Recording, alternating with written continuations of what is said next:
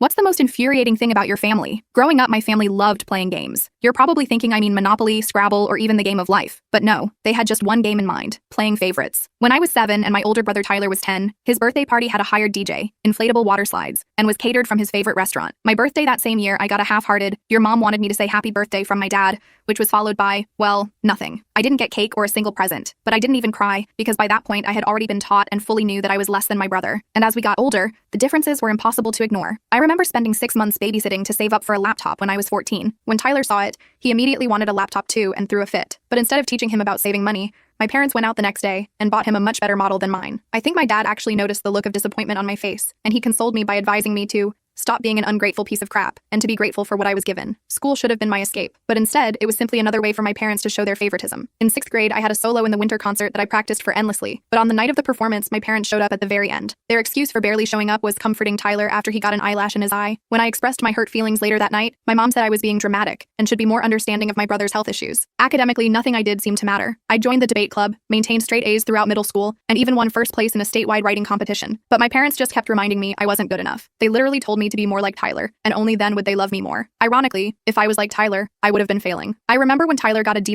up to a C- in his Algebra 1, my parents took him out for a celebratory dinner and bought him $1,000 concert tickets as motivation to keep improving. Meanwhile, for me, my parents would ground me for coming home 10 minutes late from studying at the library. I remember Tyler would set off the house alarm at 4 a.m., reeking of beer, and they just chuckle before muttering their favorite phrase of all time: "Boys will be boys." In junior year, I was one of 3 students from our state selected for a prestigious summer program at Stanford. I was ecstatic. When I shared the news at dinner, my mom said, "Okay, why are you telling me this?" My dad just grunted and asked who would feed the dog while I was gone. The next day, I overheard my mom telling her friend on the phone that I was always trying to make Tyler feel bad with my fancy academic stuff. When I needed a ride to the airport for Stanford, my parents couldn't take me because Tyler had a game and they'd die before missing one of Tyler's games. So I had to ask my friend's parents for a ride. My friend's mom made a point to take photos of me boarding the plane to commemorate the occasion. She even sent me care packages during the program, something my own parents never thought to do. The college application process was another nightmare. But long story short, I got a scholarship. I tried to hide it, but then my mom found the letter and suggested I decline it because someone else probably deserves it more. Meanwhile, my parents were completely understanding when Tyler barely graduated high school and decided not to go to college. They even bought him a truck as a graduation gift. But later on, they did end up leaving me with something: a diagnosis of depression and anxiety. It took years to build my self-esteem and learn to validate myself instead of seeking my parents' approval. My therapist helped me recognize patterns of seeking external validation and people-pleasing